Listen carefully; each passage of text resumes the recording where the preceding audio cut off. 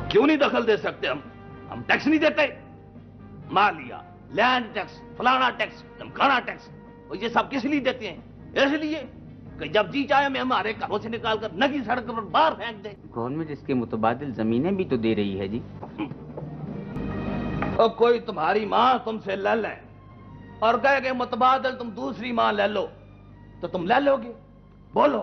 हुकूमत को मजबूर करना चाहते हैं, और हुकूमत अपनी जगह खुद पहले ही मजबूर है। देखिए ना, बैनुल अक़वामी सतह पर मुआहदे हो चुके हैं, वर्ल्ड बैंक, यूएनओ और पता नहीं कहाँ कहाँ से कर्जे दिए जा चुके हैं, और फिर प्रोजेक्ट पर दस्तखत भी हो गए हैं। अब तो ये नामुमकिन है मियाँ जी। अब तो आए दुनिया में कोई चीज नामुमकिन नहीं होती पुत्र।